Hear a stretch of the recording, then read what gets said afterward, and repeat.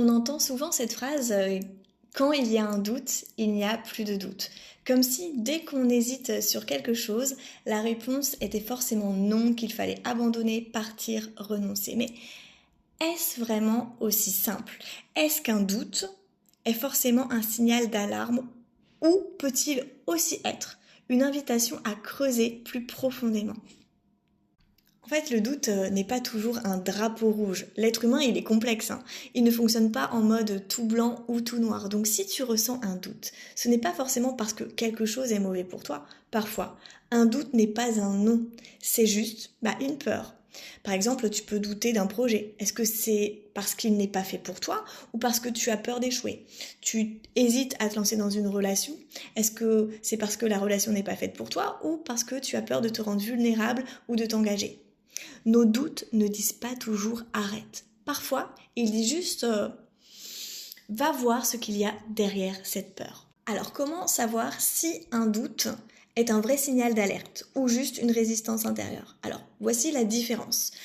Un vrai non vient du cœur. Il est clair, il est posé, il est évident. Je sais que ce n'est pas pour moi et je ressens de la paix en me retirant. Donc de la paix durable, hein, parce que des fois quand on prend une décision, on a la sensation d'être en paix, aligné, et puis finalement derrière, le mental il revient. Donc ça, il y a un biais là-dedans.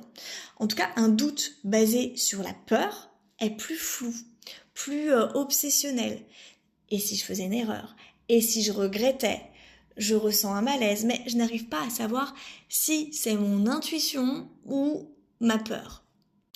La clé, c'est l'émotion qui accompagne le doute. Un vrai non libère sur la durée. Un doute lié à la peur t'enferme. Apprendre à écouter ces doutes autrement en fait. Donc, si tu es face à un doute, ne réagis pas dans l'urgence. Fais une pause et observe. Est-ce un vrai non ou une peur déguisée? 2. Écoute ton corps.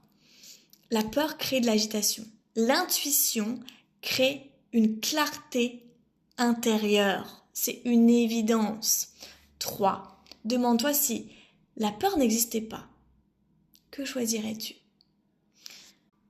C'est un doute, c'est souvent un appel à mieux se comprendre. Il ne faut pas toujours le fuir, mais parfois lui laisser l'espace d'exister pour voir ce qu'il a à nous dire. Alors toi, comment tu réagis face au doute? As-tu déjà pris une décision par peur, puis regretté?